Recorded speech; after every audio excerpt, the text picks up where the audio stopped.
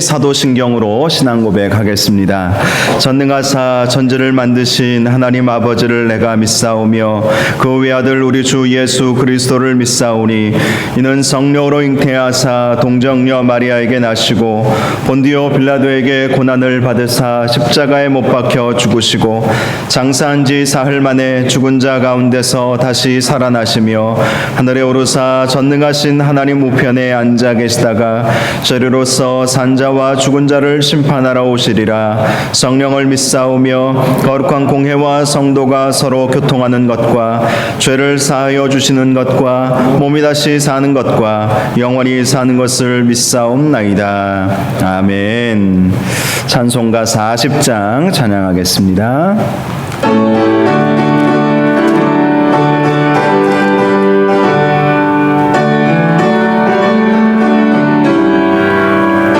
찬송으로 보답할 수 없는 그 사랑 주님께 영광 할렐루야.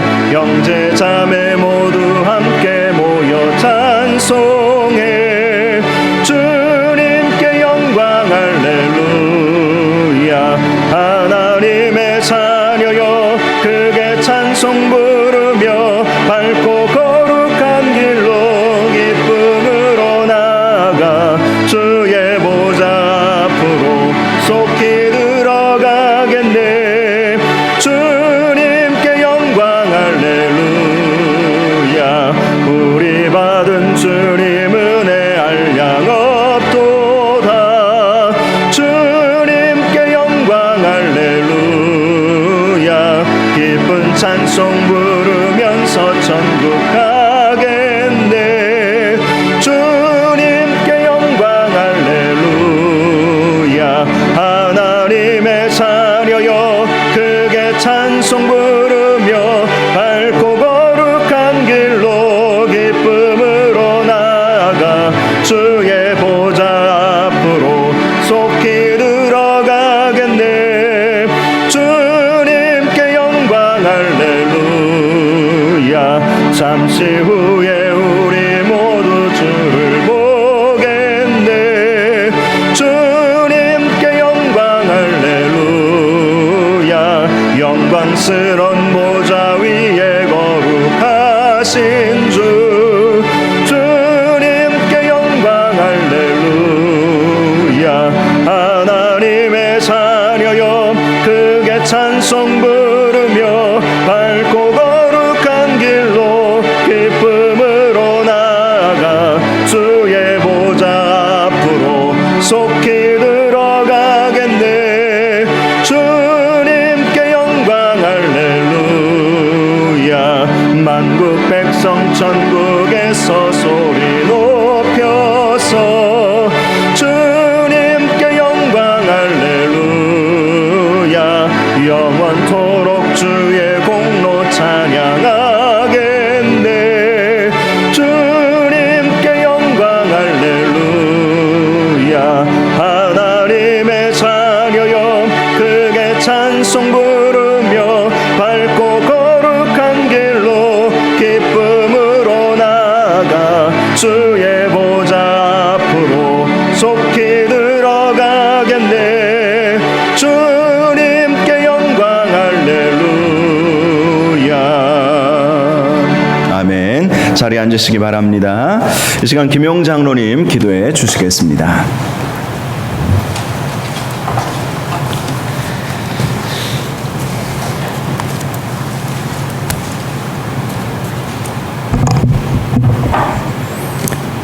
언제나 사랑으로 저희들을 돌보시는 하나님 아버지, 오늘 또 주님 전에 나와 예배를 드리게 하심을 감사드립니다.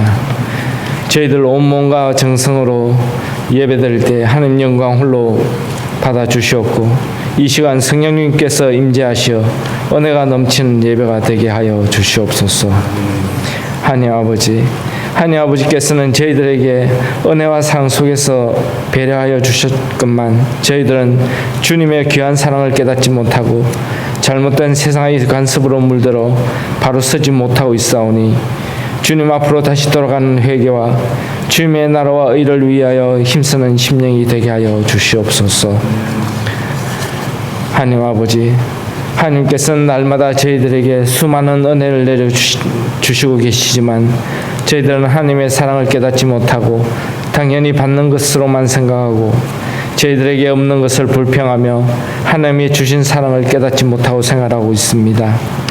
저희들의 우둔함을 깨우쳐 주시고 지금까지 주신 은혜에 감사하며 살아가는 저희들이 되게 하여 주시옵소서. 하나님 아버지, 이제 전국이 긴 장마와 코로나로 인하여 수많은 사람들이 고통의 삶을 살아가고 있습니다. 긴 장마의 폭우로 인하여 산이 무너지고 도로가 파괴되고 사람들이 갇혀 목숨을 잃고 수많은 이재민이 발생하여 집을 잃고 신음하며 하루를 보내고 있습니다. 고통을 다루시는 주님께서 어서 속히 이 고통의 늪에서 건져 주시옵고 연약한 심령들을 도와주시기를 원합니다. 더욱 큰 믿음이 있어야 할 때오니 고통에 잠식당하거나 슬픈 일에 낙심하지 않도록 굳센 믿음을 갖게 하시고 더욱 힘차게 현실을 이겨나갈 수 있도록 지혜를 주시옵소서. 또한 코로나 바이러스가 잠잠해지지 않고 계속하여 수도권을 중심으로 확산되어 가고 있고 다시 서울 등 여러 지역에서는 다시 비대면 예배가 시행되고 있는 가운데 있고 대전에서도 대면 예배 금지 관련하여 이번 주 초에 구체적인 지침에 대하여 논의하기로 하였다고 합니다. 지혜롭고 현명한 결정이 나오도록 주님께서 지혜를 주시옵소서. 하나님 아버지, 코로나 바이러스로 인하여 교회가 정치적 쟁점 가운데 있지 않게 하여 주시옵고 저희들은 오직 하나님만을 찾고 의지하게 하여 주시옵소서. 어려운 가운데 우리의 허물을 돌아보는 시간이 되게 하여 주시옵고 진정한 하나님의 뜻이 무엇인지 깨닫게 하시고 저희들이 회개할 것이 있다면 회개하게 하시고 기도하게 하여 주시옵소서. 모든 일상과 예배가 정상화가 되게 하여 주시옵소서. 하나님 아버지께서 이곳에 서부중앙교회를 세워주심을 감사합니다. 저희 교회가 세상의 영혼을 구원하는 교회, 세계 열방을 향하여 가는 교회가 되기를 원합니다. 우리의 지경을 넓혀 주시옵고 하나님 아버지의 이름이 저희 교회를 통하여 거룩히 여김을 받으시기를 원하오며 평강과 희락이 넘치는 교회가 되게 하여 주시옵소서. 또한 저희 교회가 하나님 말씀대로 채세워지게 하시고 하나님이 기뻐하시는 교회가 되게 하옵시고 저희 교회를 통하여 하나님의 나라가 모든 사람에게 전파되기를 원하오며 하나님의 뜻이 저희 교회를 통하여 모든 민족 세계 만민에게 전거되게 하여 주시옵소서. 하나님 아버지, 이 시간 먼 이국 땅에서 선교하시는 선교사님을 위해 기도드립니다. 참으로 힘들고 어려운 시국에 하나님의 부르심에 순종하며 머나먼 이국의 땅에서 눈물과 땀으로 복음의 씨앗을 뿌리며 열매를 거두고 계시는 선교사님과 가족들을 보살펴 주시고 지켜 주시옵소서. 선교 지역의 모든 상황이 복음을 전하기에 부족함이 없도록 인도하여 주시옵고 복음을 전가할 때마다 구원받는 성도가 넘쳐나게 하시고 선교사님과 가족들에게 강건함을 허락하여 주셔서 선교사님이 섬기는 교회들이 구원의 방주로 거듭날 수 있도록 인도하여 주시옵소서. 날마다 선교사님들의 삶에 주님의 능력이 함께 하심을 믿사오니 우리 모두가 선교지를 향한 기도로 하나가 되게 하여 주시옵소서. 하나님 아버지, 이제 주님 전에서 하나님 말씀을 듣습니다. 이 시간 성령님께서 함께 하시어 저희들의 심령을 잡아주시옵고 들려주시는 하나님의 귀한 말씀이 저희들에게는 귀한 생명의 말씀이 되게 하여 주시옵소서.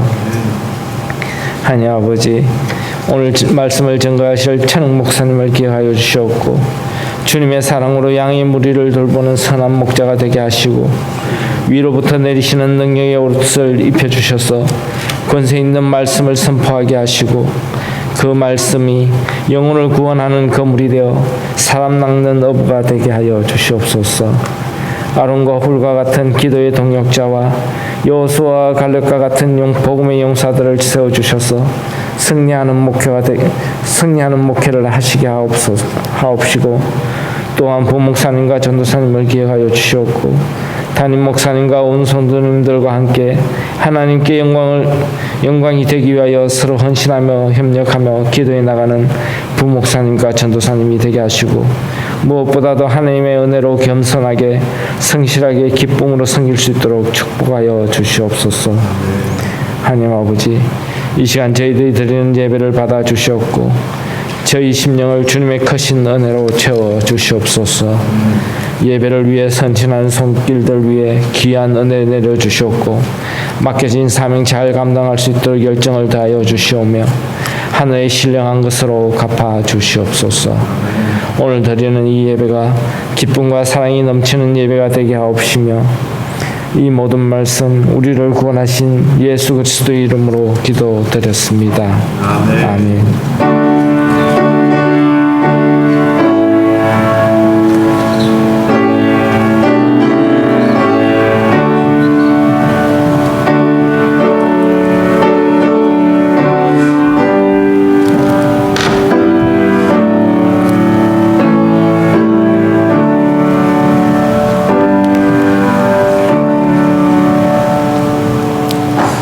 오늘 함께 나누실 하나님 말씀 마태복음 26장 1절에서 5절까지 말씀입니다. 마태복음 26장 1절에서 5절까지 말씀 신약성경 45쪽입니다. 말씀을 제가 봉독해 드리겠습니다.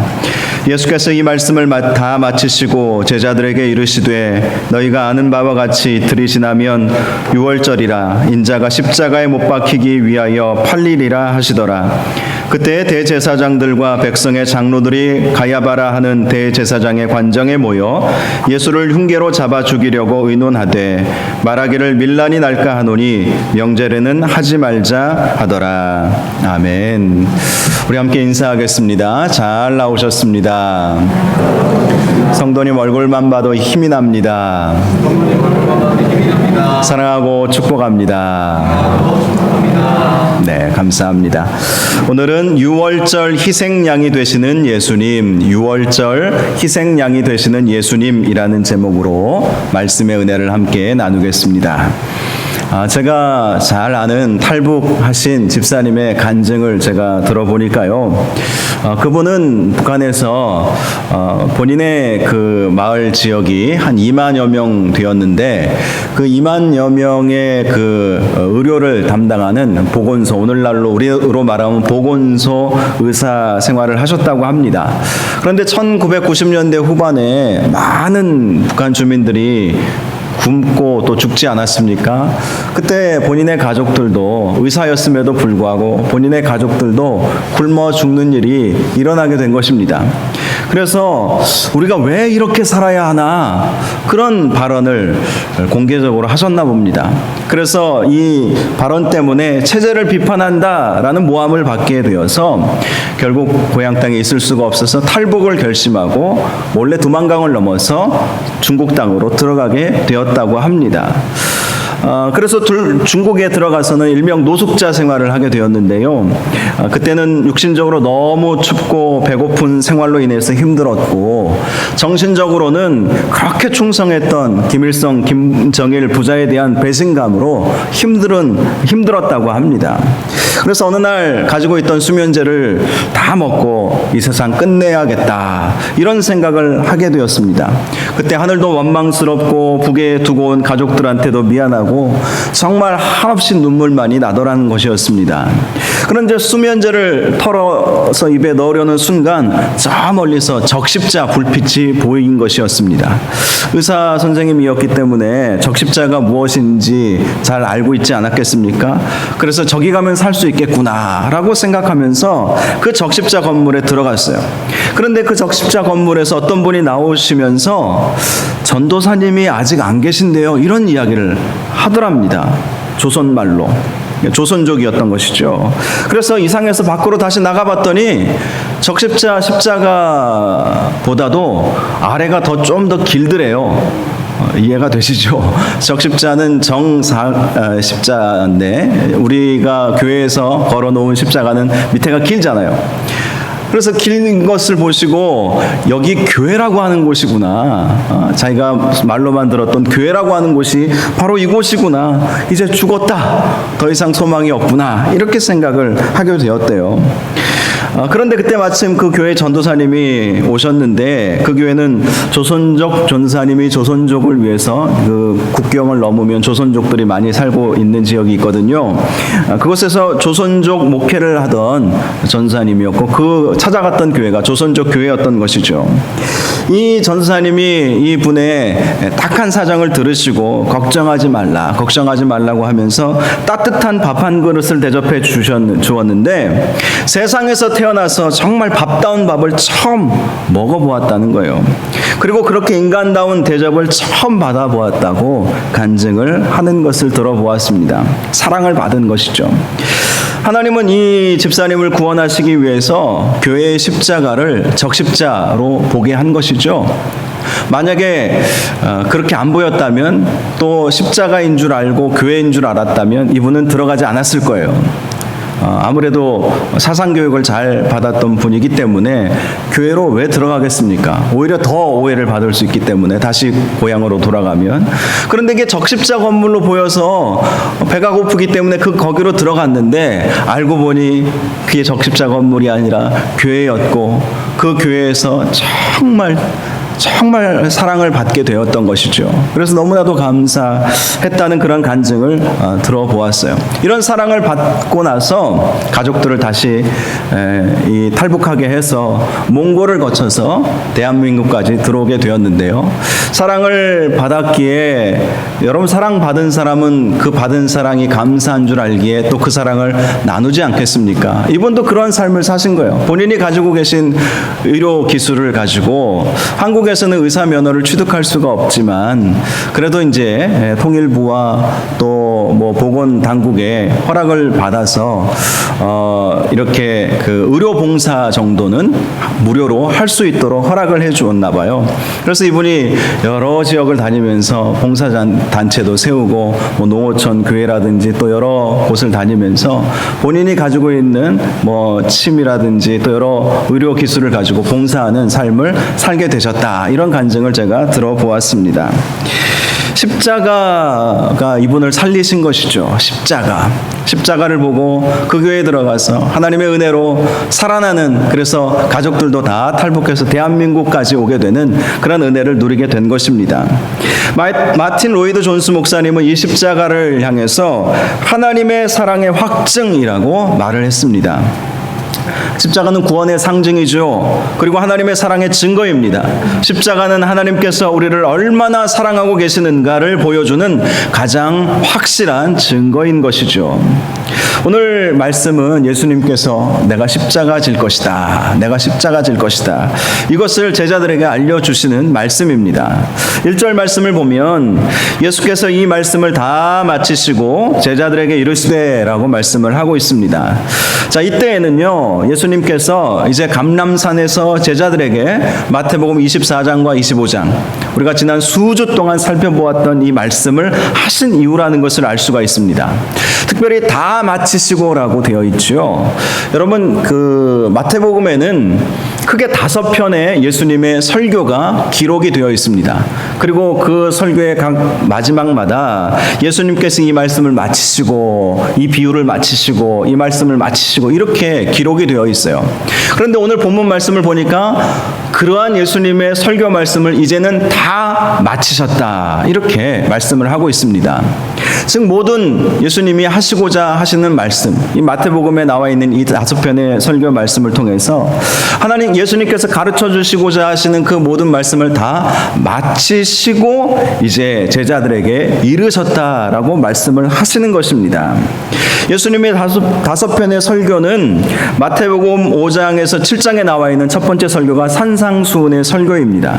그리고 두 번째 설교는 마태복음 10장에 나와 있는 제자들을 파견할 때, 예수님의 제자들 12명의 제자들을 파견할 때 하셨던 파견 설교가 나와 있고요. 또 세 번째 설교는 마태복음 13장에 보면 갈릴리 해변가에서 천국에 대한 비유의 말씀을 주신 설교입니다.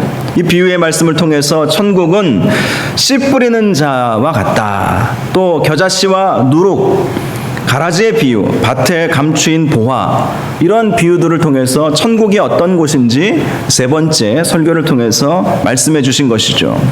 또 네 번째 설교는 마태복음 18장에 보면 예수님의 제자들과 예수님을 따르는 사람들에게 사랑의 공동체를 이루어야 한다는 말씀을 주신 것. 이것이 바로 네 번째 설교였습니다.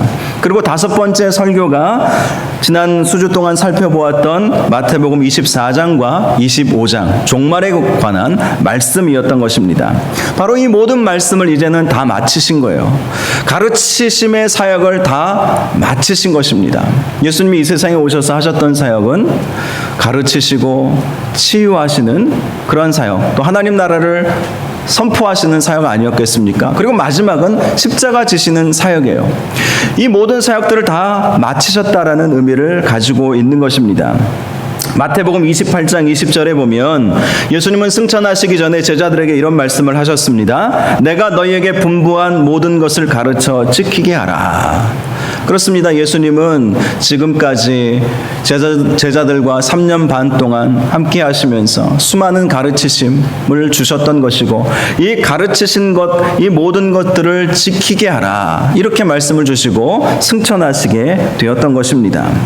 자, 오늘 본문 말씀은 이러한 가르치심의 모든 사역이 다 끝난 다음에 이제는 예수님이 십자가 지실 때가 되었음을 말씀해 주신 것입니다. 2절을 보니까 너희가 아는 바와 같이 이틀이 지나면 유월절이라 인자가 십자가에 못 박히기 위하여 팔리리라 하시더라 라고 말씀하고 있습니다. 사실 예수님의 이 십자가 고난의 예언은 이때가 처음이 아니었습니다.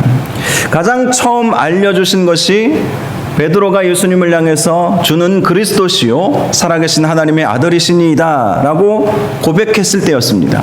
그러한 고백이 있고 난 다음에 예수님이 마태복음 16장 22절에 보니까 이때로부터 예수께서 자기가 예루살렘에 올라가 장로들과 대제사장들과 서기관들에게 많은 고난을 받고 죽임을 당하고 제3일에 살아나야 할 것을 제자들에게 비로소 나타내시니, 첫 번째로 십자가 고난, 십자가 죽으심에 대해서 알려주신 장면입니다. 두 번째, 또 예수님이 알려주셨어요. 마태복음 17장 22절에서 23절 말씀을 보면 갈릴리에 모일 때에 예수께서 제자들에게 이르시되 인자가 장차 사람들의 손에 넘겨져 죽임을 당하고 제3일에 살아나리라 하시니 제자들이 매우 근심하더라. 예수님이 두 번 연속, 사실 앞에서 예수님이 십자가에 달려 죽게 될 것임을 말씀했을 때 베드로가 뭐라고 했는지 아십니까? 주여, 그런 일이 절대로 일어나지 않게 할 것입니다. 안 됩니다. 그러자 예수님이 사탄아 물러가라. 너는 하나님 나라에 방해되는 거침돌이 되는구나. 이런 말씀을 하셨어요. 그래서 더 이상 제자들이 뭐라고 항변도 못하고 근심하게 된 것입니다. 세 번째 십자가 고난에 대한 예언은 마태복음 20장 17절에 보니까 유월절을 맞아서 예루살렘으로 올라가는 도중에 말씀해 주신 것이었습니다. 18절에서 19절을 보면 보라, 우리가 예루살렘으로 올라가노니 인자가 대제사장들과 서기관들에게 넘겨짐에 그들이 죽이기로 결의하고 이방인들에게 넘겨주어 그를 조롱하며 채찍질하며 십자가에 못 박게 할 것이나 제3일에 살아나리라. 이런 말씀을 또 해주신 것이었습니다. 그리고 오늘 본문이 바로 네 번째 예고인 셈인 것이죠. 이제는 때가 되었다는 것입니다. 그런데 오늘 본문 말씀 가운데 예수님이 십자가에 못 박히시기 위해서 팔리게 되신다고 하신 말씀이 있어요. 이 말씀은 처음으로 해주신 거예요. 십자가에 달려 고난당하고 대제사장들에게 고난당하고 핍박당하고 이방인들에게 넘겨진다, 이런 말씀을 하셨지만 십자가에 못 박히시기 위해 팔릴 것이다, 이번에 처음 해주신 말씀입니다. 즉 예수님은 예수님의 이 십자가 고난의 과정 가운데 자신을 누군가가 팔게 될 것임을 다 알고 있었던 것이죠. 그 사람이 누구입니까? 26장 14절에 마태복음 26장 14절에 잘 나와 있듯이 바로 가룟 유다였죠. 가룟 유다는 돈에 아주 민감한 사람이었습니다. 다음 주에도 살펴보겠지만 예수님께서 베다니 나병 환자 시몬의 집에 계실 때 한 여인이, 그 여인이 가지고 있었던 아주 귀한 향료 한 옥합을 예수님의 머리 위에 이렇게 붓지 않습니까? 그때 예수님의 제자들이 분개했다고 말씀하고 있어요. 요한복음 12장에 보니까 그렇게 제자들이 분개하도록 동조한 사람이 바로 가롯 유다였다고 말씀하고 있습니다. 이렇듯 그는요, 돈에 매여 살다가 돈 때문에 예수님을 은30에 팔아버리는, 있을 수도 없고 또 있어서도 안 되는 일을 저지르고야 말았던 것이죠. 예수님은 그 사실을 다 알고 있었던 것입니다. 물론 예수님께서 십자가에 못 박히신 것은 가롯 유다에게 팔렸기 때문만은 아니었습니다. 그 사실을 3절에서 5절에 잘 보여주고 있죠. 3절에 보면 그때의 대제사장들과 백성의 장로들이 가야바라 하는 대제사장의 관정에 모였다고 말씀하고 있습니다. 그렇습니다. 예수님의 십자가 죽음은 유대의 종교, 정치 지도자들의 이 관정에 모였다는 것은 불법적인 모임이었어요. 이 불법적인 회의를 통해서 모의되고 계획되었다는 것입니다. 또 4절을 보니까 예수를 흉계로 잡아 죽이려고 의논하되 라고 말씀하고 있지 않습니까? 예수님의 십자가 처형은 흉계에 의해서 이루어진 그들의 불법적인 모임을 통해서 이것이 계획되어졌다라는 것이죠. 당시 그들이 모였던 회의는 공식적인 회의가 전혀 아니었습니다. 보통 유대인의 공식적인 회의는 산헤드린 공회라고 하는 모임에서 이루어집니다. 들어보셨죠? 성경 안에는 산헤드린이라고 하는 표현이 나와 있지는 않지만, 자, 이렇게 모여 있는 이 모임 자체가 유대 자치 의결 기구인 산헤드린 공회, 특별히 사람을 처형하는 그러한 재판에 관련한 일에 있어서는 이 공식적인 모임을 통해서 진행이 되어야 합니다. 산헤드린 공회는 공회 회관으로 건축되어진 곳에서 모여야 그 합법성이 인정이 되는 거예요. 우리나라도 국회의원들이 국회라고 하는 국회의사당에 모여서 모든 의사를 결정하지 않습니까? 당시 산헤드린 공회도 어떤 중요한 결정을 할 때에는 그들이 만들어 놓은 이 공회당에서 모여서 공식적으로 회의를 거친 이후에 결정을 해야 하는 것이었습니다. 그런데 그들은 사적으로 몇몇이 모였던 것이에요. 보통 72명의 공회 회의원들이 있었습니다. 그들이 다 모인 것도 아니고 몇몇 제사장들과 몇몇 장로들과 몇몇 서기관들이 모여 있었던 것입니다. 또한 지금 이 회의는 가야바를 중심으로 지금 이루어지고 있지 않습니까? 가야바 대제사장의 관정에 모여서 이 일을 하고 있다는 것이죠. 여러분, 그런데 당시 이 가야바라고 하는 대제사장은 유대인들이 인정하는 대제사장이 아니었습니다. 요한복음의 기록을 보니까 당시 대제사장을 안나스라고 표현을 하고 있어요. 안나스가 대제사장이었습니다. 한마디로 당시 대제사장이 2명이었던 거예요. 가야바라고 하는 대제사장이 있었고 안나스라고 하는 대제사장이 있었습니다. 본래 대제사장은 안나스였죠. 보통 이 대제사장을 세우면 종신제로 대제사장을 임명하기 때문에 안나스가 죽어야 다른 누군가가 대제사장이 될 수 있었던 때였습니다. 그런데 왜 가야바가 대제사장이 되었을까요? 그것은 로마 정부가 그렇게 한 것이죠. 로마 정부가 이 유대를 식민지로 삼은 다음에 정치적으로는 헤롯을 왕으로 세우지 않았습니까? 그리고 종교적으로는 안나스를 대신해서 안나스의 사위였던 가야바를 대제사장으로 세운 것이죠. 그래서 당시에 이 둘 간에 갈등이 있었다는 그런 이야기도 있습니다. 자, 문제는 유대법으로 예수님을 처형을 하려고 했는데 유대법적으로 대제사장으로 인정받을 수 없는 가야바가 자기와 생각을 같이 하는 사람들 몇몇을 불러가지고 흉계를 꾸며서 예수님을 죽이려고 했다는 것에 문제가 있다는 것이죠. 자, 5절에 보면 그들이 이렇게 말합니다. 말하기를 밀란이 날까 하노니 명절에는 하지 말자 하더라. 그렇습니다. 자기들도 아는 것이죠. 자기들의 이러한 예수님을 잡아 죽이려고 하는 그 계획이 흉계인지, 불법적인 모임을 통해서 불법적으로 이루어지고 있다는 사실을 그들도 알고 있는 거예요. 합법적으로 진행이 됐다면 예수님이 사형에 대한 죄목이 확실하기에 우리는 예수를 사형에 처하기로 결정했다고 이야기하면 밀란은 결코 일어나지 않을 것입니다. 그런데 유대 명절에 수많은 유대인들이 예루살렘에 모여오지 않았습니까? 그래서 자신들의 모임이 또 자신들의 결정이 불법적이라는 것을 알고 있었기에 유대인들이 많이 모여있는 그때에 이러한 결정을 내리게 되면 반드시 밀란이 일어날 것이다. 그래서 유대 명절이 끝나고 대부분 유대인들이 다 자기 고향으로 자기 집으로 돌아가면 그때서 예수님을 잡아 죽여야 되겠다. 이렇게 스스로 결정을 내렸던 것입니다.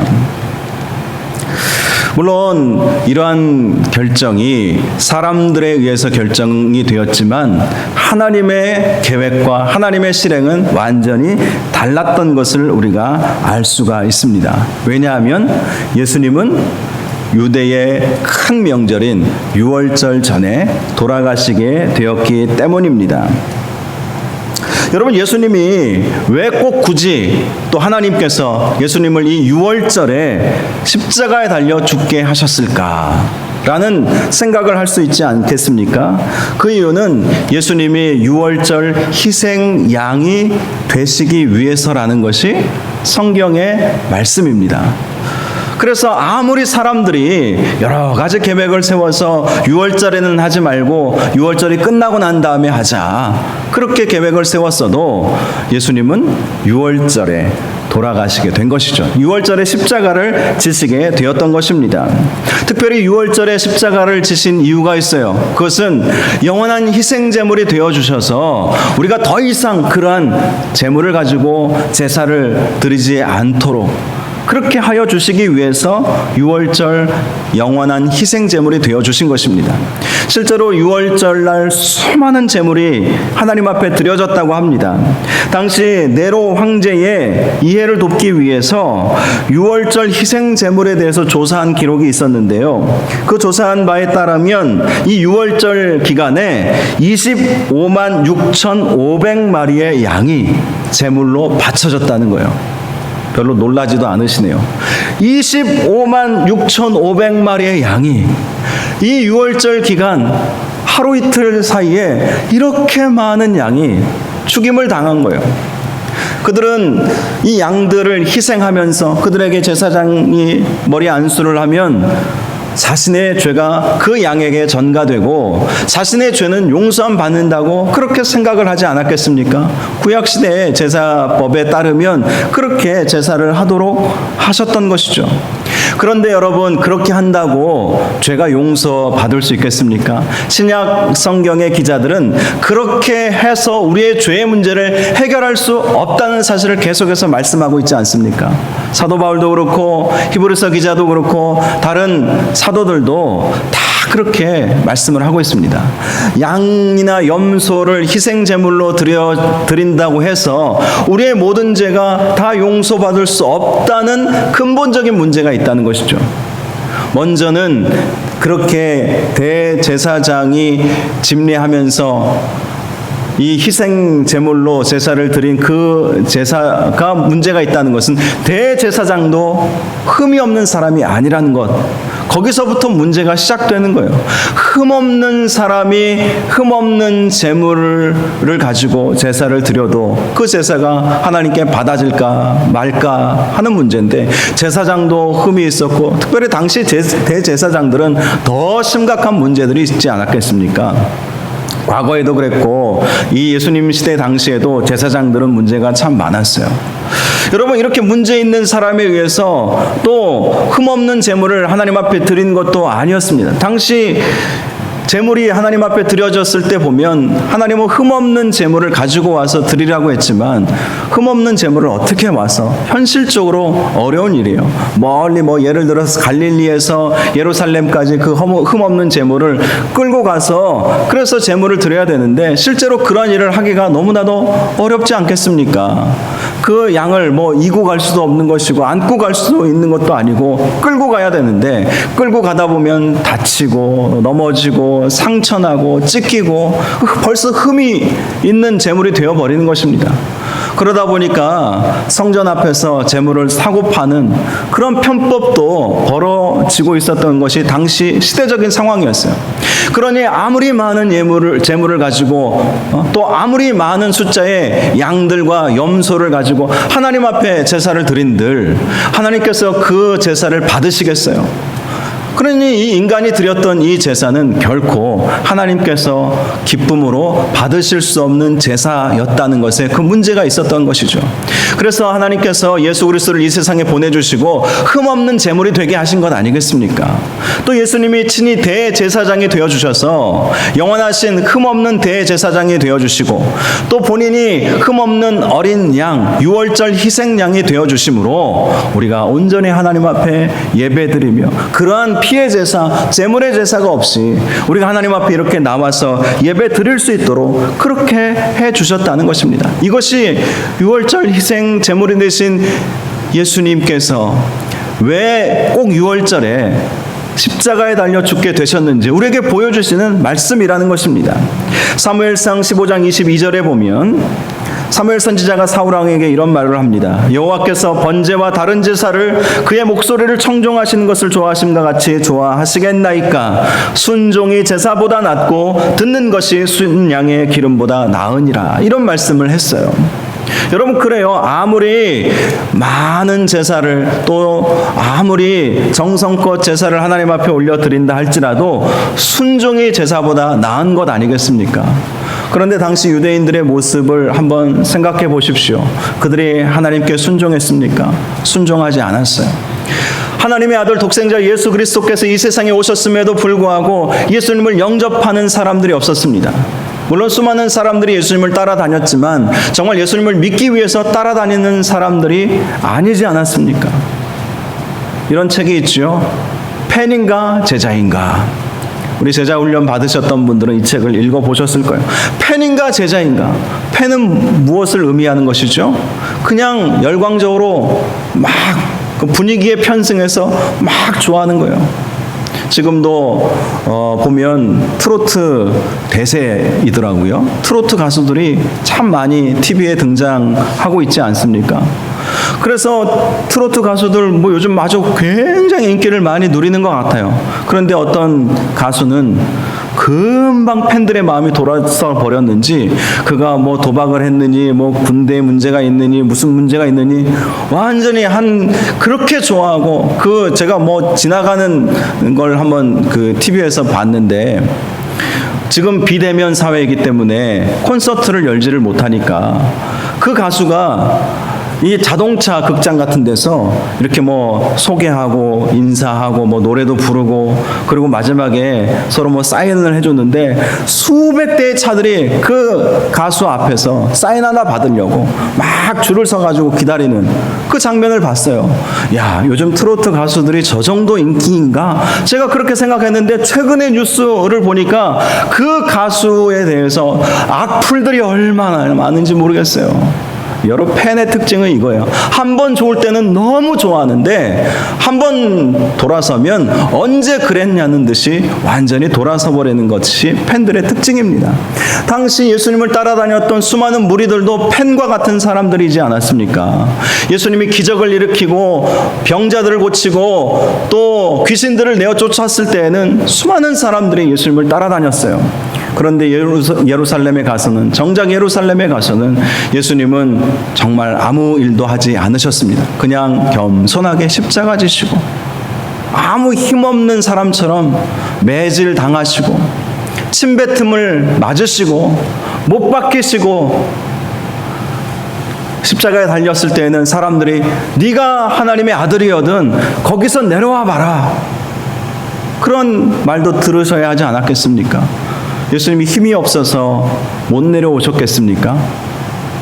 그런데 예수님은 그렇게 해서 우리의 구원을 이룰 수 없기에 힘없는 어린 양과 같이, 희생당하는 어린 양과 같이 십자가에 달려 아무 말씀 안 하시고 그렇게 돌아가신 것 아니겠습니까? 당시 유대인들은 하나님의 말씀에 순종하지 않으면서 많은 재물을 하나님 앞에 가지고 와서 드리면서 이것을 하나님이 받으실 것이라고 생각을 했던 것입니다. 그러나 그들의 예배는 하나님이 받으실 수 없는 예배이고 하나님께서 받기에 합당하지 않은 예배였던 것입니다. 그래서 예수님께서 이 세상에 오셔서 십자가 지신 거예요. 흠없는 어린 양이 되셔서 영원한 제물이 되어 주신 것이죠. 영원한 대제사장으로서 영원한 희생 제물이 되어 주심으로, 유월절 희생양이 되어 주심으로 예수님께서 우리의 구원을 온전히 이루어 주셨다는 것입니다. 더 이상 이러한 제사가 필요 없이 우리가 하나님 앞에 담대히, 휘장이 찢어지지 않았습니까? 예수님이 돌아가실 때. 그래서 담대히 우리가 하나님 앞에 나아갈 수 있도록 그렇게 길을 열어주셨다는 거예요.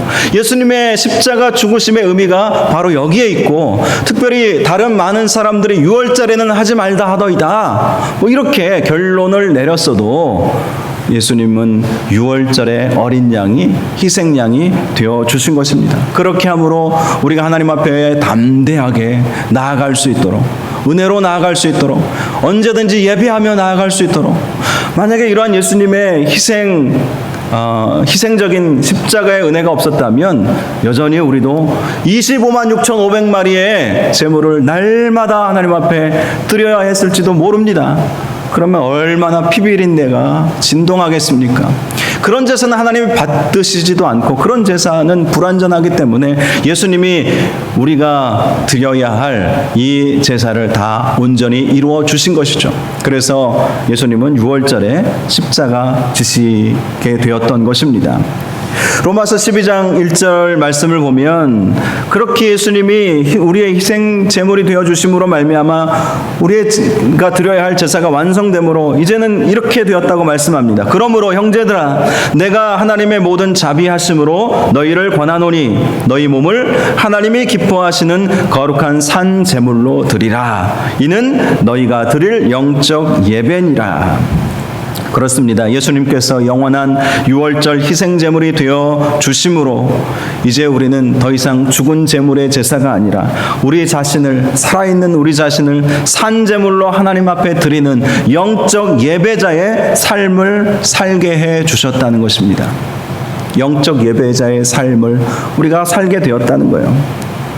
여러분, 저와 여러분이 유월절 희생양이 되어 주셔서 예수님께서 친히 영원한 제물을 되어주시고 더 이상 제사를 드리지 않도록 제사를 완성시켜 주심으로 말미암아 우리가 하나님 앞에 담대하게 온전히 예배자로 나아갈 수 있게 되었다는 사실을 기억할 수 있기를 바랍니다. 이것이 우리에게 축복이에요. 예배 드릴 수 있게 된 것이 축복입니다. 제사가 아니라 예배자로 하나님 앞에 나아갈 수 있도록 예수님이 십자가 지신 거예요. 유월절 날을 특별히 택해서 유월절 희생양이 되어주신 것입니다. 그러므로 이제는 우리의 삶이 영적 예배자의 삶을 살아야 한다는 것입니다. 우리의 예배가 살아있는 우리 자신을 하나님 앞에 살아있는 제물로 드리는 그런 영적 예배자의 삶을 우리가 살아가야 한다는 것입니다. 사실 오늘 설교는요, 오늘 아침에 제가 다시 바꿨어요, 원고를. 어제 오후 늦게 대전에서도 대면 예배 금지 명령이 내려졌습니다. 오늘 예배를 어떻게 해야 되나 기도 많이 하고, 또 우리 여러 목사님들 상황들, 다른 교회들도 상황을 물어보고, 또 우리 장로님들과도 논의해서 오늘은 예배를 드리도록 그렇게 결정을 했어요. 오늘 예배 안 드리는 교회들도 있고 또 오늘까지 예배를 드리는 교회들도 있어요. 이번 주간 대전시장하고 우리 교회 단체 회장님들하고 만나서 더 구체적인 논의를 하기로 되어 있지만 지금 사회가 코로나19가 확산되면서 대면 예배 드리지 말아야 한다는 요구가 빗발치고 있지 않습니까? 그래서 내일부터는 새벽 기도부터 시작해서 당분간 드릴 수 없을 것 같아요. 일단은 최종 결정이 나오기까지는 우리가 예배를 중단해야 되고 대면 예배를 이제 우리가 하지 못하고 비대면 일명 온라인 예배라고 하죠. 그런데 여러분, 온라인 예배 지난 3월, 4월 달 많은 교회들이 시행해 봤지만 온라인 예배를 통해서 예배 드리는 성도가 이전보다 반토막이 났다는 통계가 나와 있습니다. 안 드리는 거예요. 현장 예배가 어쨌든 이루어지면 현장에라도 나오셔서 은혜 받고 예배를 드리는데 온라인으로 전환하니까 예배 반토막, 예배를 참여했다는 게 통계를 조사를 해보니까 제가 그 통계가 우리 교회에서 나온 통계가 아니고요. 다른 코로나 관련해서 나온 이 세상에서 나오는 그런 일반 서적에서 나온 책입니다. 그 책을 제가 보니까 예배 드리는 숫자가 통계적으로 반이 줄었다. 그런 이야기가 나와요. 그러니까 온라인 예배로 전환되는 것이 차선책이기는 하지만 온라인 예배를 드리게 되면, 그렇게 전환하게 되면 예배 안 드리는 분들, 못 드린다고 제가 표현하기도 참 민망할 정도로 안 드리는 분들이 많이 나오게 된다는 거예요. 그래도 중직자들, 교회 재직들은 온라인이 되었든 또 현장 예배가 되었든 열심히 나와서 예배 드리지 않겠습니까? 그런데 신앙이 아직 정착이 되지 않으신 분들, 또 이 모양 저 모양으로 유혹이 많으신 분들은 예배 안 드릴 가능성이 너무나도 많은 거예요. 이건 가능성의 문제가 아니라 실제 통계적으로 그렇게 나왔다고 이야기하는 그 내용을 보면서 제가 많이 놀랐어요. 여러분, 우리가 어느 곳에 있든지 영적 예배자, 우리를 하나님 앞에 산 제물로 드려야 한다는 사실을 놓쳐서는 안 된다는 사실을 꼭 기억하시기 바랍니다. 제가 이 말씀을 강조하기 위해서 설교 내용을 오늘 아침에 다 바꾼 거예요. 여러분, 그래요. 예수님께서 왜 십자가에 달려 죽으셨습니까? 왜 예수님께서 특별히 유월절 날, 다른 반대들이 있었음에도 불구하고 유월절 날, 사람이 아무리 방해해도 나는 유월절 희생양이 될 거야. 하나님의 아들 독생자 예수 그리스도를 그렇게 만드셨고, 예수님도 당연히 유월절날 본인이 희생제물이 되어야 한다는 사실을 아셨기에 그렇게 하신 이유가 무엇이겠습니까? 우리에게 예배의 자유를 주시기 위해서 아니겠습니까? 마음껏 예배 드릴 수 있도록 하시기 위해서 예수님이 십자가 지신 거예요. 이번 주부터 우리가 비대면으로 돌아간다 할지라도 여러분, 어느 자리에 계시든지 예배자로 쓰임 받으실 수 있기를 바랍니다. 우리가 드리는 이 예배는 핏값 주고 주님께서 우리에게 주신 거예요. 우리가 이렇게 쉽게 하나님 앞에 나와서 예배 드리는 것 같지만, 우리가 이렇게 예배 드리도록 하기 위해서 예수님은 십자가의 그 고통을 참으셔야 했습니다.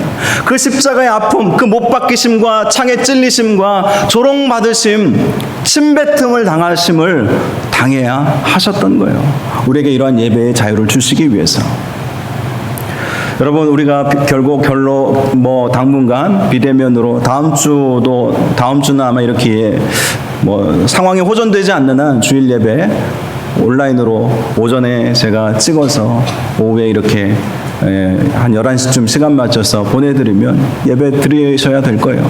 근데 연세 드신 분들은 제가 걱정인 거예요. 연세 드신 분들은 아마 예배 드리기가 어렵지 않겠습니까? 스마트폰을 안 가지고 계신 분들도 계시고, 가지고 계셔도 어떻게 활용해야 될지 모르시는 분들도 계시고, 보내드려도 알면서도 안 드리는 분들도 분명히 이 모양 저 모양, 이 핑계 저 핑계, 평상시에도 바쁘면 예배 못 나왔는데 잘 됐다 이렇게 생각까지는 안 하시겠지만, 또 작은 화면으로 예배를 드리면 컴퓨터나 요즘 시대가 좋아져서 TV하고 연결해서 예배를 드릴 수 있다 할지라도 현장에서 드리는 예배와 또 화면 보면서 드리는 예배의 은혜의 강도는 또 많은 차이가 있지 않겠습니까? 그러나 어떤 상황 속에서도 진정한 예배자로 하나님 앞에 나아갈 수 있기를 주님의 이름으로 축복합니다. 제가 여러분들 당분간 얼굴 못 보지만 이 말씀을 꼭 드려야 되겠다.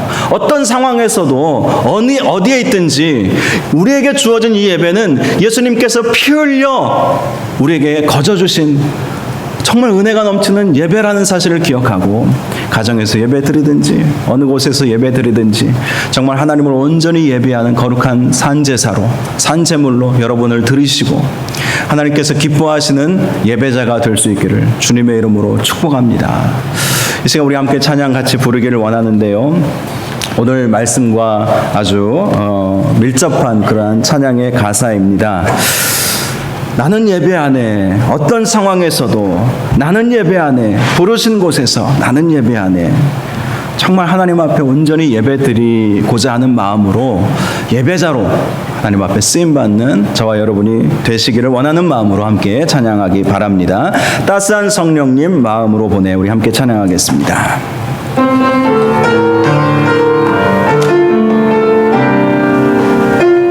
따스한 성령님, 따스한 성령님, 마음으로 보내 내 몸을 감싸며 주어지는 평안함, 만족함을 느끼네. 부르신 곳에서 나는 예배하네. 어떤 상황에도 나는 예배하네. 부르신 곳에서 나는 예배하네. 어떤 상황에도 나는 예배하네. 따스한 성령님, 따스한 성령님, 한 줄기 빛 보내, 한 줄기 빛 보내 내 몸을 감싸며 주어지는 평안함, 그 사랑을 느끼네. 부르신 곳에서 나는 예배하네. 어떤 상황에도 나는 예배하네. 부르신 곳에서 나는 예배하네. 어떤 상황에도 나는 예배하네. 내가 걸어갈 때, 내가 걸어갈 때 길이 되고 살아갈 때 삶이 되는 곳에서 예배하네. 내가 걸어갈 때 길이 되고 살아갈 때 삶이 되는 그곳에서 예배하네. 부르신 곳에서 나는 예배하네. 어떤 상황에도 나는 예배하네. 부르신 곳에서 나는 예배하네. 어떤 상황에도 나는 예배하네. 부르신 곳에서, 부르신 곳에서 나는 예배하네. 어떤 상황에도 나는 예배하네. 부르신 곳에서 나는 예배하네. 어떤 상황에도 나는 예배하네. 이 시간 말씀 생각하면서 주님, 어느 곳에 있든지 예배자로 쓰임받게 하여 주옵소서. 6월절 어린 양, 희생양이 되어주신 주님, 그 희생양이 되어주심으로 우리가 온전히 하나님 앞에 이렇게 편안하게 예배 드릴 수 있지 않았습니까? 정말 살아있는 예배자, 영과 진리로 예배하는 예배자로 쓰임받게 하여 주시옵소서. 우리 말씀 생각하면서 함께 기도하겠습니다. 거룩하고 존귀하신 아버지 하나님, 은혜를 감사합니다. 하나님 아버지, 우리가 어느 곳에 있든지 하나님 예수 그리스도께서 우리를 대신하여 십자가 지시고 6월절 희생양이 되어주신 것은 우리가 하나님 앞에 온전히 예배하는 예배자로 쓰임받도록 하나님께서 우리가 담대히 주님 앞에 나아가 예배 드릴 수 있도록 인도하여 주신 것임을 믿습니다. 하나님, 오직 하나님께 온전히 예배하는 저희들 되게 하여 주시옵소서. 예배자로 온전히 쓰임받을 수 있도록 하나님 도우시고 하나님 역사하여 주시옵소서. 하나님, 이제 당분간 또 비대면으로 하나님 우리가 돌아갑니다. 하나님, 우리가 그러나 어느 곳에 있든지 하나님 온전히 예배하게 하시고 하나님 우리 믿음 잃지 않도록 도와주시옵소서. 오직 하나님 앞에 나아가며 하나님께 온전히 영광 올려드릴 수 있는 저희들 될 수 있도록 주여 어떤 상황에서든지 하나님 앞에 온전히 예배하며 하나님 바라보며 하나님 찾는 저희들 될 수 있도록 주여 도우시고 주여 함께하여 주시옵소서. 주님께서 도와주실 줄로 믿습니다. 어떤 상황에서든지 하나님만 찾으며 하나님께만 예배하며 하나님 앞에 나아갈 수 있는 저희들 될 수 있도록 주여 도와주시옵소서. 하나님 정말 예배자로 쓰임받을 수 있도록 예배자로 온전히 쓰임받을 수 있도록 하나님께서 저희들을 도와주시옵시고 오직 하나님 예배하며 하나님의 영광 올려드릴 수 있는 저희들 될 수 있도록 주여 축복하여 주시옵소서.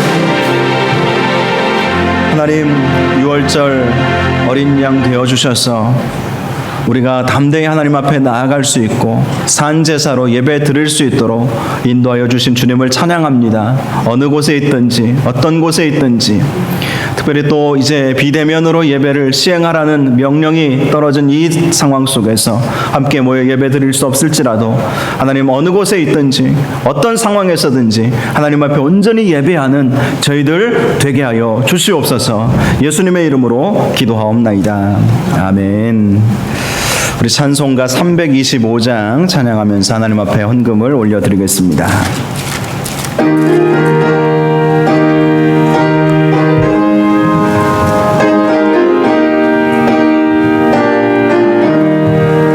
예수가 함께 계시니 시험이 오나 겁없네.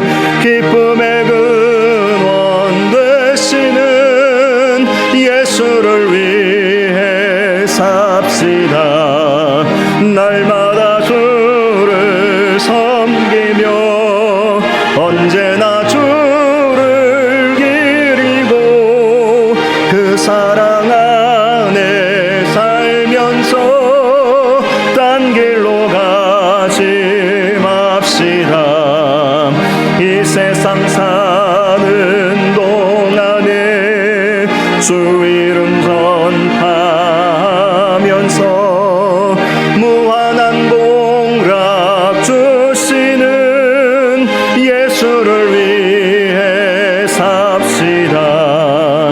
날마다 주를 섬기며 언제나 주를 기리고